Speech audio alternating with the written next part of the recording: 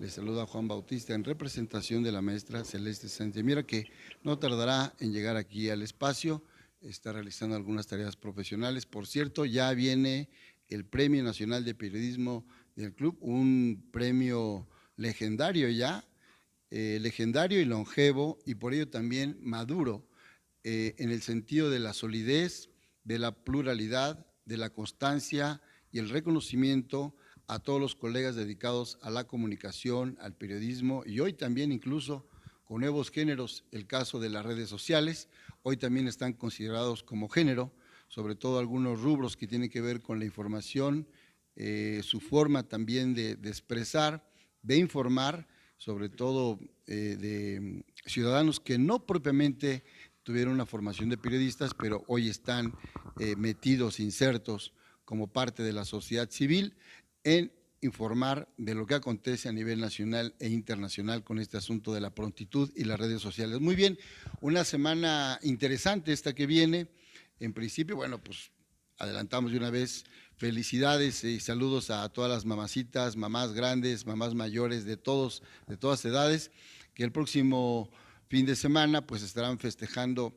Los que tengan a bien, yo creo que mucha parte de la ciudad y del país coincide ya con esta fecha que le hicieron suya, y eso es lo más importante. Lo otro tiene que ver con información de carácter universitario, el asunto de la huelga en la UAM que ya se levantó, el seguimiento del caso Aide, esta chica mortalmente herida de bala, de muerte, en el CCH Oriente, hace 8 días, fíjense, el lunes pasado, daremos seguimiento a eso. Y hoy vamos a abrir el programa con una nota de carácter cultural. Fíjense, amigos, que hay un edificio, un conjunto de estructuras monumentales, que es el Centro SCOP, lo que fue antes la Secretaría de Comunicaciones y Transportes, que hace muchísimos años estuvo muy cerquita de aquí, frente a Palacio de Minería, lo que es el Museo Nacional de Arte. Antes ahí fue alojado el Palacio de las Telecomunicaciones y después ya a través de los años, por ahí de los años 50, se elaboró una estructura monumental, que es a lo que nos referimos ahora, que está en la calle de Xola y la avenida Lázaro Cárdenas, dos arterias importantes, principalmente del sur de la ciudad. Son casi 5,000, más de 8,000 metros, 5,000 de ellos tienen las construcciones y están tapizadas con murales que fueron elaboradas por grandes artistas mexicanos en su momento. Fíjense que estos murales fueron sensiblemente dañados por los sismos, fueron desalojados el personal que laboraba ahí, hoy está en otra parte, están vacíos los edificios y se ha levantado una polémica muy fuerte. ¿Por qué? Para una empresa el edificio está en condiciones no habitables y para la otra puede mantenerse, habituallarse, pero como una especie de espacio público de arte. O sea, más que ser habitable o de uso de oficina, pues como si fueran una especie de gran museo manteniendo a los murales y con algunas exposiciones. En esta discusión del arte, de lo público, está el entorno social. Este entorno, hay 2,000 familias viviendo a un lado del mismo Centro SCOP, que en su momento fue diseñado con con la misma intención de que los trabajadores del SCOP pues, estuvieran casi que ahora sí que a la vuelta de la esquina, su lugar de trabajo, y así funcionó. Hoy ya no existe la secretaría, muchos se jubilaron, pero ahí siguen las familias, entonces ellos son parte ahora de la discusión. Entonces, en ese sentido, el grupo Iniciativa Ciudadana en Defensa del Centro SCOP, al que pertenecen artistas, investigadores, escritores, y que lo están encabezando un grupo principalmente de maestros académicos del arte, entre la maestra Guillermina Guadarrama, la maestra Laura González Matute, Lucila Roset, León Bess, que él es un documentalista, hijo de uno de los muralistas de entonces, y el estudiante Jesús Vega, este muchacho muy activo y que es el que convoca en primera instancia a una serie de firma de intelectuales, cerca de 62, para que no los derrumbaran y tampoco se perdieran, porque en ese cambio de gobierno, ya sabe, no faltaban las intenciones de que se los querían llevar, dizque para aquel aeropuerto que ya se canceló, pero otros pues parece que se los quieren llevar a su casa. Tenemos en la línea a la maestra Guillermina Guadarrama para que nos explique cómo va este tema, en primer lugar, cuál es la importancia de estos murales, cuál es la condición del edificio y después ya que nos hable propiamente de una convocatoria que están realizando este grupo, al que yo también pertenezco y la maestra Celeste también, porque se va a realizar un foro el día 7 de junio, también precisamente Día de la Libertad de Expresión. Fíjese qué coincidencia con la cultura y con estos temas. Maestra Guillermina, buenas tardes. Buenas tardes, ¿cómo están? Bien, aquí explicando de una manera muy sucinta el tema del SCOP, maestra Guillermina, tú como experta en muralismo mexicano, que entiendo que desde muy jovencita y una gran parte de tu trayectoria te has dedicado a documentar todos los murales casi que tiene de gran valía nuestro país. ¿Cuál es la opinión que tienes sobre el estado en que se encuentran estos murales? Entendemos que ya no hay nadie ahí, en el sentido de que no tienen uso de oficina, pero ¿qué está pasando ahí? ¿Se pueden mantener? ¿Qué se requiere para ello? ¿Cuál es la discusión? ¿Cuál es el estatus?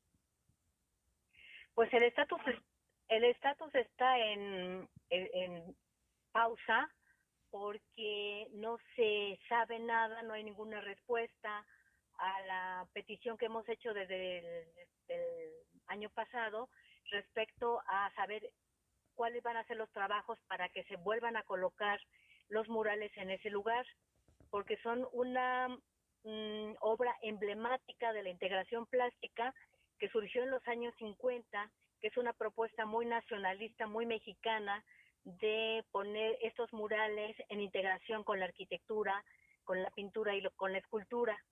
Entonces, esta gran obra, esta magna obra, es muy importante porque refleja nuestra idiosincrasia.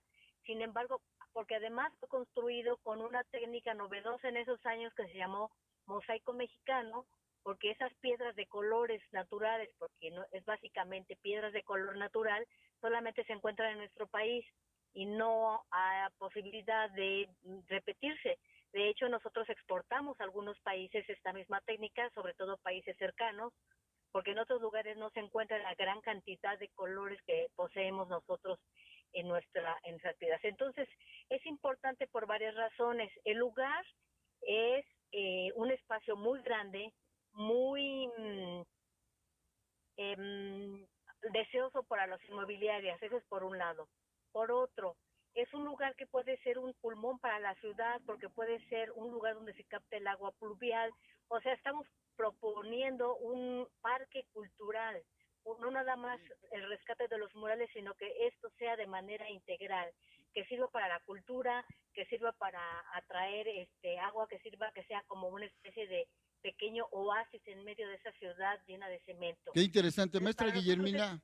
Vamos, si me permite, maestra Guillermina, vamos a ir a un corte para que nos siga explicando la maestra cuáles son no solamente la importancia, sino las funciones y en qué momento de la solicitud, en este caso a las nuevas autoridades, nos encontramos. Vamos a ir a un corte y regresamos en un momento aquí en Voces del Periodista. Bien, gracias. Gracias por regresar con nosotros. Seguimos aquí en Voces del Periodista. Estamos entrevistando a la maestra Guillermina Guadarrama, quien es especialista en muralismo mexicano, entre otras especialidades, pero principalmente, bueno, es un tema inabarcable hasta donde se conoce de la etapa, pues sobre todo moderna, porque, bueno, pues ahí hay otra historia también, la historia del muralismo prehispánico que tiene también su acento, pero de ese, como dicen, ese es otro tema.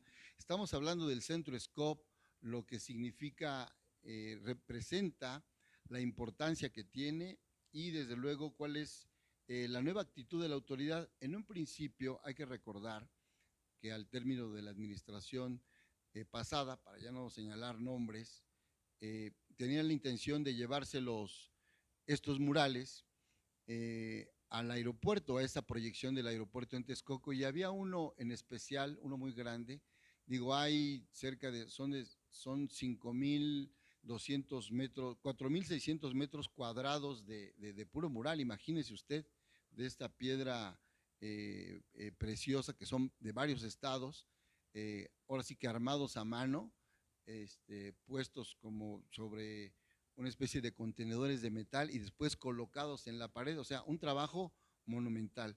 Entonces, tener la idea de llevárselos y ponerle una especie como de tapete y que como que subiera una rampa para que se fuera, como que se vieran como desde un segundo piso, cuando no era pues su diseño, ni su momento, ni su apreciación.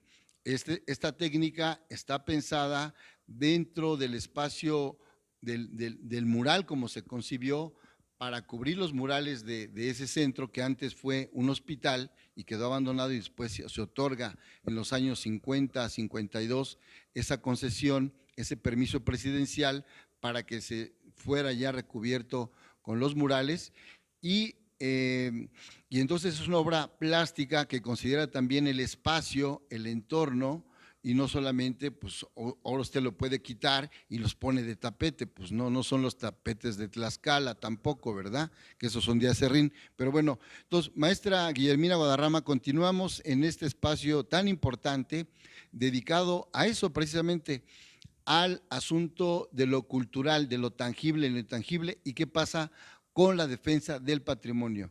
Adelante, maestra Guillermina. Muchas gracias por el espacio. Nosotros tenemos un problema. En la Secretaría de Comunicaciones y Transportes entrega el predio al INDAVID. El problema que tenemos ahorita es que el INDAVID decide que el edificio tiene daños estructurales, que es el primer informe que se hace después del sismo, pero después, en el segundo informe, ya sabemos que no tiene el edificio daños estructurales. El edificio está ladeado desde inicio y eso no impide que se puedan recuperar los murales como se hizo en el 85. En 1985, de verdad, el impacto al mural fue muy fuerte. Sin embargo, lograron recuperarlo poniendo una fachada falsa al lugar y obviamente se quitaron algunos pisos. Entonces, sí hay posibilidad de rescate, sí hay posibilidad de que se quede. Nosotros lo apelamos también por el patrimonio del país. Generalmente se desecha, se busca lo nuevo, se busca lo innovador, pero no se trata de rescatar ese pasado que después añoramos generalmente, como que estaba muy bonitas esas áreas, pero pues esto queda en recuerdo. Y nosotros estamos por el rescate, porque el muralismo sigue siendo nuestro emblema a nivel internacional. Claro. Acabo de hablar con un muralista chileno, viene a México a conocer las diversas técnicas para desarrollar todo un movimiento en Chile. Entonces, nosotros aquí en México parece que lo despreciamos y lo tomamos como un mollo y como un adorno, y no es así. Es parte de nuestro emblema, incluso genera esto que llaman PIB, y nosotros estamos en esta lucha por el rescate, no nada más de ese patrimonio, sino de todos, pero ese es el más difícil y complicado por lo que implica dentro de la Ciudad de México, por lo que implica del espacio tan grande en el que está ubicado y la zona que es la colonia Narvarte. Claro. Algo muy importante, maestra Guillermina Guadarrama, es que están convocando el grupo Iniciativa Ciudadana en Defensa del Centro SCOP en colaboración. Fíjese esto es un dato importante. Ningún dato es menor y hay unos de mayor valía. En colaboración con el Centro Nacional de Investigación, Documentación, Información y Artes Plásticas, el CENIDIAP. ¿Qué quiere decir esto? Que el grupo emerge como un grupo emergente de la sociedad en protesta de que no se vaya a perder o a dañar el patrimonio artístico nacional, como son estos murales, de que si se van a trasladar al aeropuerto, pues que se haga con cuidado, si es que fuera el tema, o que se conserven, pero resulta que la mitad ya se bajó, son edificios de 12 pisos, hasta el quinto piso todavía están pegados a los murales porque están como empotrados hacia una base más sólida, con cemento, y las otras lograron bajarse y están embodegados. Entonces hay esta discusión y en medio de esto están participando dos centros de investigación. Entendemos que es el CENIDIAP como centro de investigación que pertenece al INBA y también el Centro de Investigación de Estéticas de la Universidad Nacional Autónoma de México, que también han realizado sendas declaraciones en defensa del patrimonio para que se conserve cómo está, dónde está, que no se muevan y que se les dé un avituallamiento económico y mantenimiento debido. Entonces, ¿cuál es la importancia de que hoy este grupo ciudadano se acerque a la autoridad académica y realicen esta serie de trabajos, maestra Guillermina? Sí, bueno, habemos de todo, académicos y vecinos sobre todo, También, porque claro. esta es una parte ciudadana, y por eso estamos convocando a un foro en el cual estamos no haciendo preguntas, queremos respuestas y queremos acciones de parte de las autoridades en una reunión interdisciplinaria, es decir, entre diferentes disciplinas, no nada más artísticas, sino arquitectónicas, de ingeniería, de preservación del ambiente, a las autoridades qué es lo que están planeando con ese espacio, porque hay un silencio terrible que no nos responden y entonces necesitamos saber qué va a pasar si nos preocupamos por nuestra ciudad y por nuestro entorno y sobre todo por nuestro patrimonio. Bien, esto es importante, esta participación de los ciudadanos, los investigadores, académicos, o sea, ya hay una nueva conformación académica ciudadana y de especialistas, un gran paso en realidad.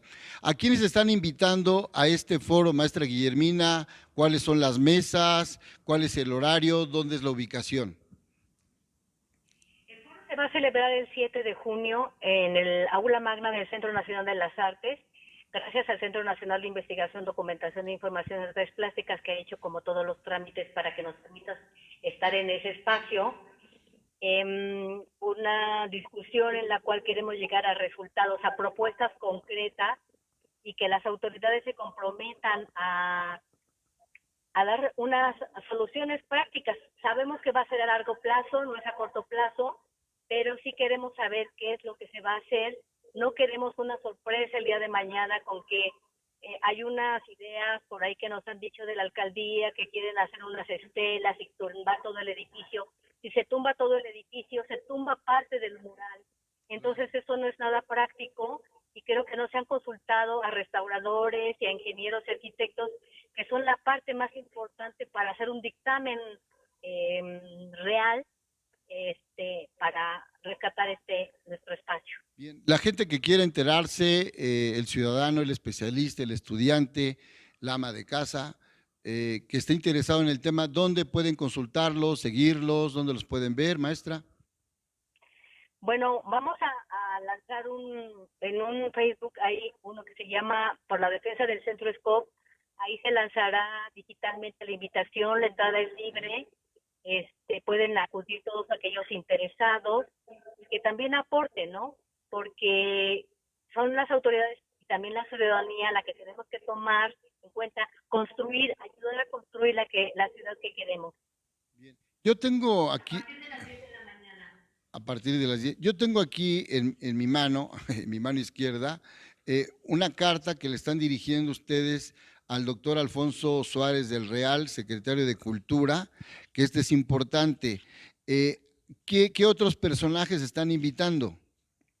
Bueno, estamos invitando al secretario de Comunicaciones y Transportes, el cual no ha confirmado, pero esperamos que vaya. Estamos convocando a la secretaria de Cultura, Alejandra Frausto, a la directora del Centro Nacional, del Instituto Nacional de Bellas Artes, a la jefa de gobierno, aparte de Suárez del Real, que es director de Cultura secretario de Cultura de la Ciudad de México. Y bueno, a las demás autoridades queremos hacer unas invitaciones a diputados, también para que se vaya sentando bases sobre este compromiso que haga, como digo, es a largo plazo, pero sí queremos que ya se asiente y no que estemos en la angustia de saber qué es lo que quiere pasar. Los vecinos han escuchado ruidos de martillazos al interior y no se ve nada porque está cubierto todo por un nube negro que no permite la vista hacia el exterior. Entonces, eso es lo que más nos preocupa. ¿Qué están haciendo? No consultan a la ciudadanía, no consultan a los vecinos que están alrededor, a los de la unidad habitacional, que era de la SCOP, etcétera. Y por eso sí queremos que lleven unas propuestas concretas, no nada más escuchar promesas. Bien, pues suerte, todo lo mejor, los mejores deseos y desde luego la organización donde se escuchen todas las voces, los vecinos, los especialistas, el funcionario, los políticos, porque tenemos entendido que también están interesados los diputados locales de otra afiliación partidista al grupo que predomina en este momento, y también al alcalde. Qué bueno que se acerquen, ojalá asistan y se tenga primero este análisis y se tomen cartas serias en el asunto, porque hoy se supone, se dice que estamos en otra nueva cultura de la participación, y estos foros organizados, vea usted bien, organizados desde la sociedad, no solamente ese concepto de la sociedad civil, desde la sociedad, con los vecinos, la academia, digo, no en cualquier momento se da una pléyade de esos factores tan importantes. A veces la academia está por allá arriba en su esfera y no desciende siquiera al jardín, y los vecinos jamás van a subir a la esfera porque no tienen esos estudios ni esa especialidad, ni se dedican a eso, y sobre todo, y después los políticos, pues que se pasan de largo. Hoy parece que hay foros para escuchar a todas las voces, y qué bien. Saludos, maestra Guillermina Guadarrama, suerte al grupo, y le estaremos dando seguimiento aquí en Voces del Periodista. Muchas gracias. Gracias, maestra. Vamos a un corte y regresamos aquí en Voces del Periodista. Ya regresamos aquí a Voces del Periodista en representación de la maestra Celeste Sánchez Miera. Juan Bautista le saluda. Una reflexión importante tiene que ver con el tema de las universidades, su función social, su función académica, su trascendencia, qué representan para las sociedades, y vamos a derivar en el punto especial de la huelga de la UAM, que después de 93 días finalmente llegó a su término este sábado pasado. Las universidades son el motor realmente de un país, la educación en este caso, pero las universidades ya por la especialidad, por la construcción del conocimiento, por la preparación de los recursos humanos y técnicos para que sean parte integral del sistema educativo. Antes era como muy aldeano el asunto, como para que tuvieran un trabajo cercano a su casa o sirvieran a las instituciones nacionales del país. Hoy un estudiante, lo podemos confirmar, egresado o siendo estudiante de la misma universidad, tanto de la UAM, hoy fíjese, y de la UNAM, pueden encontrar una serie de beneficios que los han llevado a concluir sus licenciaturas en otras universidades por el gran intercambio que se tiene. Esto no es gratuito, se ha venido incrementando debido a las especialidades, a las oportunidades, a la misma globalización y a los estándares de la educación. Hoy un estudiante de la Facultad de Arquitectura, de la Facultad de Química, de Derecho, puede terminar una maestría en cualquier otra parte del mundo, en la universidad que elija, siempre y cuando sea aceptado bajo esos estándares. Esa es una parte. La otra tiene que ver con el mantenimiento, el presupuesto. Sabemos que el presupuesto en el mundo siempre es una discusión importante para la asignación de recursos a las universidades, que tiene que pasar hasta donde sabemos en el mundo occidental por los congresos. Los congresos son los que aprueban los presupuestos y se les destina el menor porcentaje, pues va también a la educación, que tiene que ver con la ciencia y la tecnología, la divulgación. Entonces son ahí discusiones ya de temas muy especializados que tendríamos que tener mayores datos y creo que mayor tiempo para acercarnos al tema. Hoy solo queremos realizar una reflexión. Cuando la gente de repente dice, es que se han perdido muchos millones de pesos, ¿cuántos alumnos sin clases? ¿Cuánto está perdiendo el país? Bueno, creo que también hay que pensar muy bien que los trabajadores en algún momento exigen sus derechos, hay un consenso al interior de ellos, para eso están los sindicatos. Otro tema tiene que ver en la forma en que actúan los dirigentes de los sindicatos. Es un tema muy cuestionado, desde luego, porque en el pasado reciente tenemos constancia de que los sindicatos, en este caso de las universidades, pues son dinero del erario, y hoy está bajo revisión. Incluso hay propuestas en la Cámara de Diputados, en el Senado, para que los sindicatos, sus arcas, sean también auditadas, en este caso por los gobiernos. Una situación que yo no veo mal, esa es la verdad, porque se han quedado muchas lagunas de la información. Ahí tenemos la historia del sindicato petrolero, el sindicato magisterial, y ahí están las cuentas y los hoyos negros que en algún momento ya no se han investigado y hay cuentas pendientes.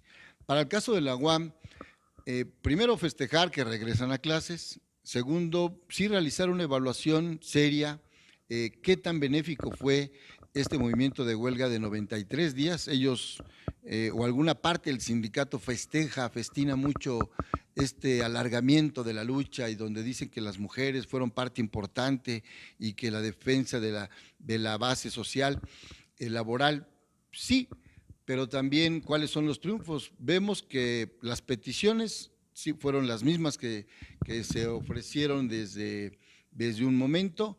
Ellos pedían incrementos salariales, en mi opinión, exorbitantes, 35%. Finalmente se les otorgó o llegaron a ese acuerdo con la autoridad, dos directivos de la Universidad Autónoma Metropolitana, del 3.5% más un 4.8% en prestaciones y en vales de despensa y alguna otra cosa. No sabemos si hay algún acuerdo secreto, esperemos que no, donde nos cree mayor desconfianza, pero no vemos nosotros, yo lo digo en términos personales, no vemos que esta huelga haya sido muy fructífera. Fue una huelga casi que arrancó iniciando el gobierno de Andrés Manuel López Obrador, del señor presidente, y pareciera que estaba levantando la punta del iceberg para ver si todas las escuelas empezaban a sumarse a algún gran movimiento nacional o de paro. Es una coincidencia que esta huelga sea levantada un día después de que se convoca a la primer manifestación pública en contra de las políticas de quien está gobernando el país y que son expresiones reducidas, digo, con todo respeto, con la libertad de expresión, con lo que se merecen, pero que no pasa a gran preocupación, tiene todo el derecho de los ciudadanos de manifestarse, y hay una coincidencia entre el término de la huelga y el anuncio de esta manifestación. Como todos los periodistas pudiéramos estar equivocados, pero nuestros análisis indican que podría estarse generando, o los dirigentes de este sindicato estarían convocando, porque llegaron a hacerlo, a convocar un paro nacional que no les resultó. Hoy vemos que finalmente entraron en la sensatez. La dirección de la UAM, yo sin pertenecer a la UAM ni ser parte de su grupo académico, ni defendiendo la autoridad, veo con beneplácito que se hayan sentado, pero sí creo que lo más importante en lo profundo es restablecer las relaciones obrero-patronales académicas, si ese es el término. Segundo, que los estudiantes se incorporen de lleno a las actividades como es una universidad, que en un principio la UAM como proyecto fue cuestionada igual que el proyecto de la Universidad Pedagógica Nacional, pero hoy ha demostrado tener los tamaños, los arrestos, la clase académica, muchos de ellos provenientes del extranjero en su momento, de países sudamericanos, algunos de Europa, y que muy pronto posicionaron a la UAM como un proyecto académico distinto desde la óptica tradicional de la enseñanza pública, más práctico, en mi opinión, más avanzado, sobre todo en la parte de las técnicas, más preciso, y creo que han conquistado un nuevo modelo educativo que hay que preservar. Creo que vale la pena reflexionar sobre este acuerdo y que no está de más siempre hablar del entorno. Ese es parte de ese entorno. ¿Cuánto beneficia en su momento una huelga? Yo recuerdo, por ejemplo, las huelgas de la UNAM, en la del 1977, después tuvimos otra por el 82, después la otra que se da ya con el CEU, ya a finales de los 80. Entonces, también las huelgas universitarias sirven para varias cosas. Primero, para hacer reflexionar a la autoridad, para reconformar una nueva visión, no solamente de los sindicatos, sino también la participación estudiantil. Hoy es muy importante, ahorita vamos a hablar de ese otro tema porque no quisiera que pase la semana sin que lo comentemos, por eso dijimos que íbamos a hablar de las universidades, el caso de los estudiantes y que levanten la voz y que los tomen en cuenta. Ya desde hace muchos años dejaron de ser personas menores. Hoy tienen la palabra, tienen la votación y hoy 10 millones de ellos inclinaron con su decisión de voto, con una fuerza mayoritaria, también el cambio en el país. Al regreso vamos a hablar del fenómeno, de lo que está alrededor, de las circunstancias, de lo que ocupa hoy en la vida pública, que es la seguridad en las universidades a partir de esta bala perdida que le arrebata la vida al estudiante Aide Mendoza del CCH Oriente, una bala que entra directamente por el salón de clase y se aloja en su pulmón izquierdo, cae herida de muerte y bueno, ahí esto ha desatado un análisis que yo creo que esta bala le ha tocado, le ha rozado en su mando al señor rector Enrique Grau. Vamos a un corte, amigos, aquí en Voces del Periodista y regresamos en un momento para finalizar con este tema de la universidad y su entorno y las medidas de seguridad que está implementando principalmente la doctora Claudia Sheinbaum Pardo, la jefa de gobierno de la Ciudad de México. Saludos aquí desde la Casa del Periodista en Filomeno Mata número 8, el Club de Periodistas de México, que anunciamos que ya en semanas próximas tendremos la conmemoración de las entregas del Premio Nacional de Periodismo. Ahorita estamos ya, estamos porque soy parte del jurado calificador, invitación de la maestra Celeste Sáenz de Miera y de Mauricio Lum, desde hace 4 años, todos estamos ya en la recta final. Hablábamos aquí del maratón, por ejemplo, yo siempre he dicho que el periodismo es algo así cuando tienes una misión. Yo pienso que estamos como en el kilómetro 38, ya a punto de llegar con la revisión de muchísimos trabajos, centenares de trabajos, hay equipos, yo me cargo de una parte, entonces va a estar muy interesante, una visión distinta a la de este año, fíjense, muy distinta y los géneros que se abrieron, interesantes, ya habrá tiempo la maestra Celeste, que es la que tiene la voz oficial para anunciarlo. Espero que en las próximas emisiones ella lo comente. Bien, regresemos al tema de Aide Mendoza. ¿Qué pasó con esta chica? Es realmente una tragedia, una lástima y un asunto que merece nuestra atención y desde luego el esperar que la autoridad nos diga realmente qué pasó. Esta chica, estudiante del CCH Oriente, llegó a su clase de matemáticas, ya estaban terminando la clase, entiendo que el maestro está de pie, están los alumnos que no deben de pasar de 30 a 40 estudiantes, ella se levanta de su asiento, mira al interior de su bolsa y se escucha un zumbido ¡sup! Y como si destaparan una botella con un corcho para no dar marcas. ¡Pac! Cae al suelo, llegan los servicios médicos, dicen que no la toquen, una de las amigas la revisa, no encuentra una especie como de marca rojiza, como del tamaño, dicen, de unos 3 centímetros de diámetro. Llegan los paramédicos, la levantan, la llevan en camilla y muere.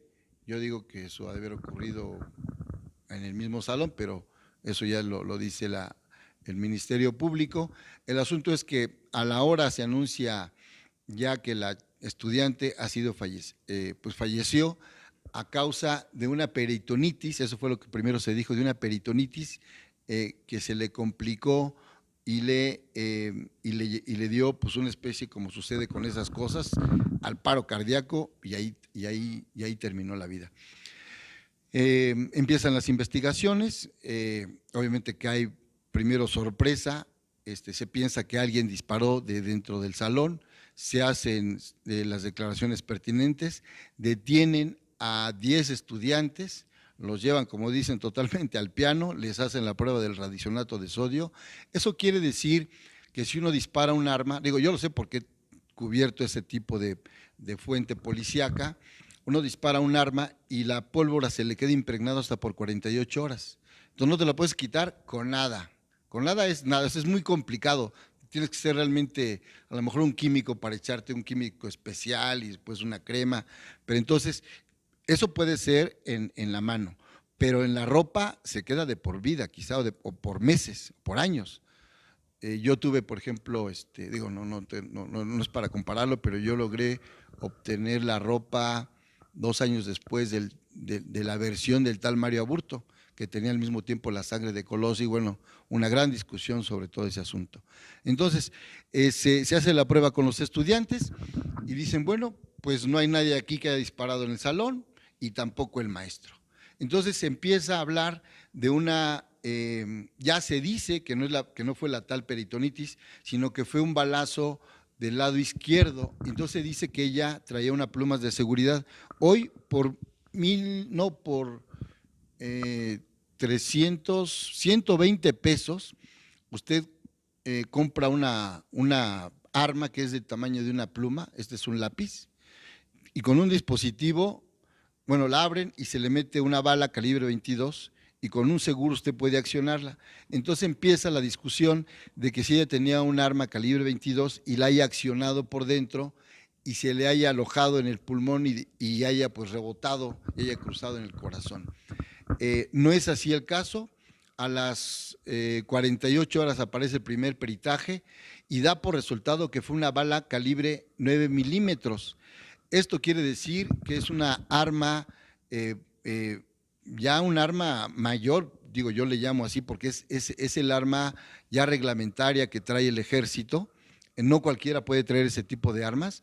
Entonces empiezan las investigaciones y en el edificio donde ella está tomando la clase resulta que encuentran unos casquillos. Entonces, pudieron haber disparado desde el techo que lo perforó, situación que es muy difícil, porque hoy las balastras son y de cemento muy pesadas, sobre todo las del CCH Oriente, que han de haber sido construidas después en la década de los 80, entonces todavía son estructuras fuertes, no tan delgadas, y encuentran los casquillos, entonces pudiera ser que o disparan del techo o de otro tipo de edificio posterior hacia el aula universitaria.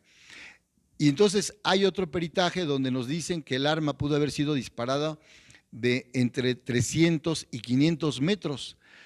Estas armas, como son del ejército, resulta que en las instalaciones del CCH Oriente, allá por Avenida Zaragoza, hacia el oriente de la ciudad, hay dos instalaciones de la policía, de la secretaría, en este caso, pues donde están todas las armas, ¿no? De la Ciudad de México, de la policía, pero también de la Secretaría de Marina. Entonces, hoy la investigación también está apuntando a que si hay algún peritaje y están realizando pruebas. Lo que nos extraña en este entorno es que la misma autoridad de la UNAM primero haya dicho que fue, que no, como primero dijeron al interior del CCH que fue como por una peritonitis. Cambia el asunto, después dicen si es una bala perdida y después dice el rector Enrique Grau, pero es que fue el entorno, porque al interior hay seguridad. Tenemos documentados la serie de agresiones, asesinatos, violaciones de estudiantes, de feminicidios en la Universidad Nacional Autónoma de México. Hoy es importante que esto se revise y que se encuentre al arma y a la mano que accionó el arma para que esto tenga credibilidad. Saludos a todos los estudiantes que están realizando foros, análisis. Hoy levantan la mano para hacerse escuchar. Qué bueno que una universitaria que hoy coordina los esfuerzos por mejorar la seguridad en esta ciudad, la maestra Pardo en este caso, que esté Claudia, que esté hoy atenta a la seguridad en los planteles. Dice que hay 57 planteles en la ciudad, van a tener algunas patrullas en la salida, en las afueras, camiones en horarios nocturnos. Muy bien.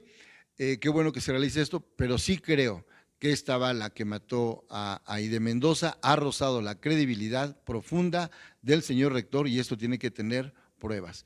Gracias, amigos, nos estamos despidiendo. Nos vemos el día de mañana, nos escuchamos con la maestra Celeste Sánchez de Miera. Buenas tardes desde la Ciudad de México, desde el Club de Periodistas aquí en Filomeno Mata. Buenas tardes.